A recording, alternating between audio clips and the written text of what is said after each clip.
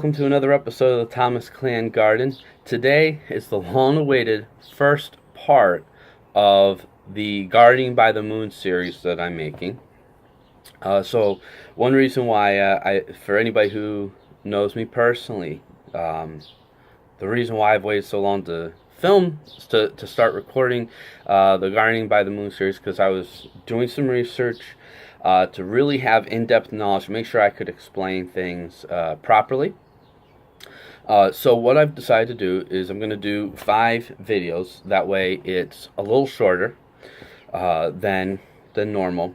This first video here, we're just going to do the intro, the basics. Then the second video is going to be, well, before I get too far, there's 3 different Gardening by the Moon methods, in which each one's going to get their own part. So part 2 is going to be the synodic method, which is the simplest.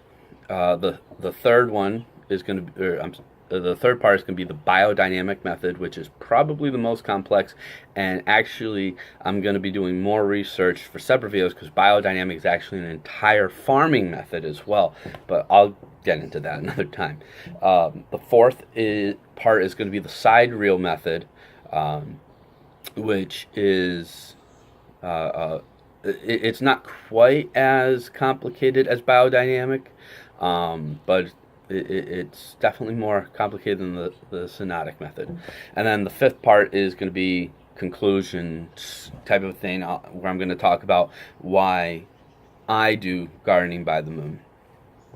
So where Gardening by the Moon comes from in ancient times, so basically every time before watches, or until you had reliable timekeeping, gardeners had to rely on certain signs, symbols, and times to know when to plant certain things within the season in their area, so that way they could get successful crops. Like if you hear about Native Americans with the Three Sisters method, they would wait until a certain thing was the size of their thumb, then they would plant the corn. When the corn got to be 6 inches high, they would plant the beans. Once the beans got to be so tall, then they would plant the squash, because it would be spread out in a certain succession. And that way they would also get the harvest in their Three Sisters garden before the end of the year that way, and they would be able to get their food and be able to store it for winter. So at first it was certain things, like in the area of New England I live in, actually there's one that's still commonly used today, which is that you can plant seeds outside when the dandelions bloom. So when you start seeing those yellow flowers all over your yard, at my house, at least where I live, I don't know if this is true nationwide or internationally either. I don't know if dandelions are even overseas, honestly. If the dandelions come up, it's safe to plant seeds in the ground. So as people started traveling more and more, towards the end of the Middle Ages and into the Renaissance, and then into the times of exploration, they needed something that they knew, and what they knew was the moon. And also with the moon, people have studied it unofficially as long as there's been farming, where they know the Earth's energy is greater at the new and full moon. They know that certain things are different at different times, and they know that the moon controls the tides, and so basically the moon's gravitational pull affects all the water on Earth, whether it's in bodies of water or in bodies of land or in the ground. So that was one thing that they knew, was the moon. And they knew that trusting the moon cycle in Massachusetts and Plymouth would be the same as trusting the moon cycle in England and the Netherlands in 1620. So it was just one of those easier things. So So just a couple quick basics. As I just stated, the moon's gravitational pull is greatest at the new and the full moon, because it's either opposite the sun or on the same side as the sun. And so basically when it's pulling away, okay, you have both the sun and the moon pulling in their opposite directions, which is creating that greater gravitational pull. When the new moon, so when the sun is on the same, the moon is on the same side as the sun, it's all the energy is getting pulled that way. And what that means, I'm going to be explaining the different methods on how they believe it affects how the plants grow. So another part with lunar activity is as the moon is increasing in size. Like right now, we're progressing to the full moon. The full moon is Saturday night, I believe. Yes, Saturday night. And so when you have,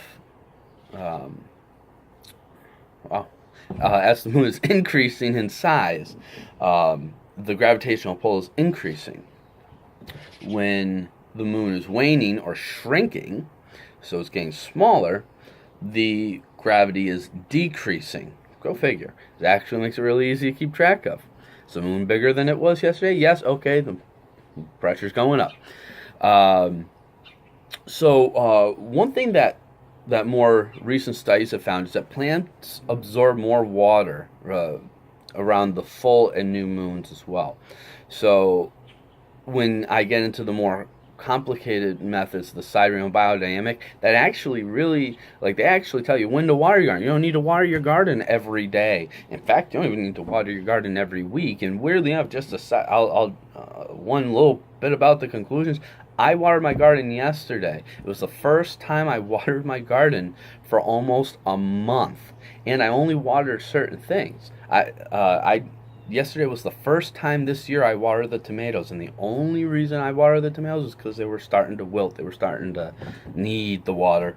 Weirdly enough, with how much rain we've had this year, but it's also been like 2 weeks since it's rained at this point too, or at least seriously rained here.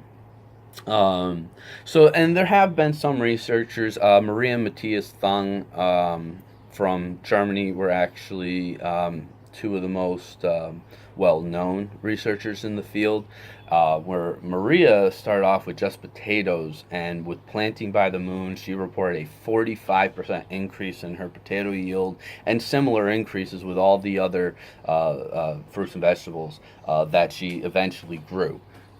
But I'll get into that another time. There was also another researcher named Nick Kollerstrom, which I also believe was from Germany. And he took a lot of Maria's Matthias's findings, and he tried to replicate them, and he had huge success as well.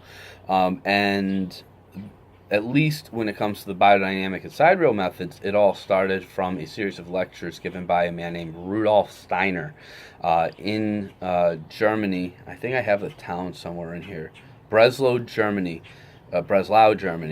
which he actually did lectures to a group of farmers because after World War I, they were trying to rebuild Germany, and they were noticing that they hadn't done the right thing for the ground. And in a lot of areas of Germany, the ground was depleted. And so he did a series of talks on how to... he actually entitled the series "The Spiritual Foundation for the Renewal of Agriculture."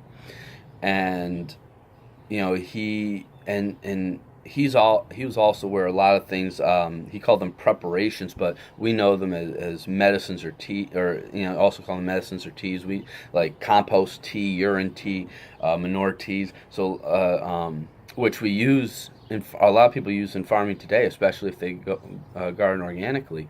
That's actually the same thing that he was talking about, that he was one of the ones to really start this off as a big thing. Hey, do this, it works. And in the studies and the results from the farmers who were at that lecture, who actually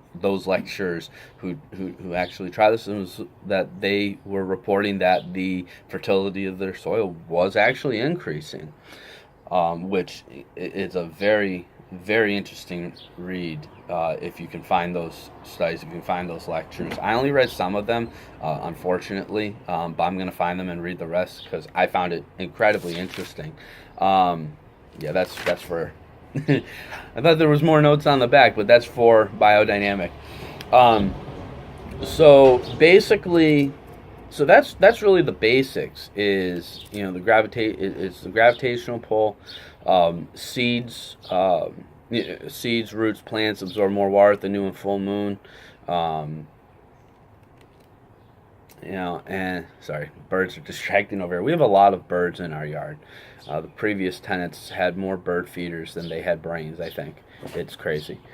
But that's okay because their poop is fertilizing my garden as we speak. So, yeah, so that's pretty much it for the intro. I kind of want to save the in-depth information for the different methods, and then some of my input I want to try to save for the conclusions. So I hope you enjoyed part 1. I hope you get to watch part 2s, 3, 4, and 5. And again, I hope you enjoyed. Drop a comment below with any questions. I will answer them. Or you can find me on Facebook. We are still working on the Facebook page. It should be up soon. And yeah, and don't forget to like, subscribe, share our page. We appreciate everybody who is watching at home. And we hope that everybody is out there trying gardening and maybe trying something new. So thanks, and I'll see you in part 2 and all of our other videos.